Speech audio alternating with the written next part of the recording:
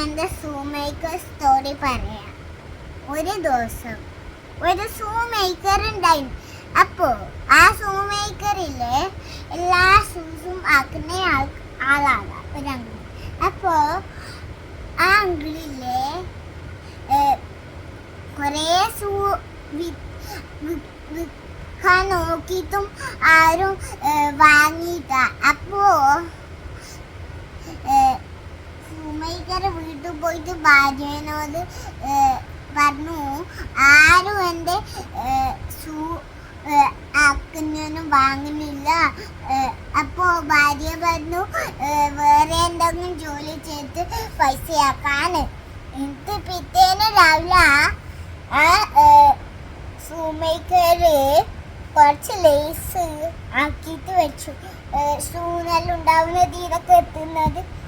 എന്നിട്ട് അതിലൊരു ടേബിളിൽ വെച്ചു പിറ്റേന്ന് രാവിലെ ആക്കാൻ വേണ്ടി. അപ്പോ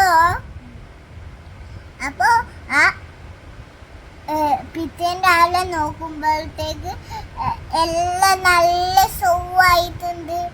അപ്പോൾ ദോശ ഇങ്ങനെ ലേസ് വെക്കും ടേബിൾ. അപ്പോൾ ദോശ നല്ല നല്ല ഷോ കിട്ടിയിട്ട് എല്ലാവരും വാങ്ങലായി. എന്നിട്ട് ആ ഷൂ മേക്കർ പിറ്റേന്ന് രാത്രി പോയി നോക്കി എങ്ങനെ ആരാക്കി നല്ല ബ്യൂട്ടിഫുൾ ചെരുപ്പ് എല്ലാം. അപ്പോൾ നോക്കുമ്പോൾ ആ എൽഫ്സാനാക്കിന്. എൽഫ്സറില്ലേ, സാൻഡേൻ്റെ അപ്പുറം പച്ച മുഖം, പച്ച കൈയും, പച്ച കാലും കയ്യിലും ഉള്ളത്, പിന്നെ സാൻഡേൻ്റെ അതേ ഡ്രസ്സുള്ളത്. കുറേ എൽഫ്സ് ആ ഷൂ നല്ല നല്ല ഷൂ ആക്കുന്നുണ്ടായി. അപ്പോൾ എൽഫ്സ് എല്ലാം പേടിച്ചു പോയി. അപ്പോൾ ആ ഷൂ മേക്കർ പറഞ്ഞു, പേടിക്കണ്ട, ഞാൻ ഷോപ്പിൻ്റെ ഉടമസ്ഥനാണ്. എന്നിട്ട് ആ ഷൂ മേക്കർ അവർക്ക് ആ കുറേ എൽഫ്സിന് കുറേ ഹാത്തും കുറേ പൈസയെല്ലാം വിറ്റിട്ട് പൈസയെല്ലാം കൊടുത്തു. അതാണ് story. What is the moral of the story? അയക്കണം പറഞ്ഞേ.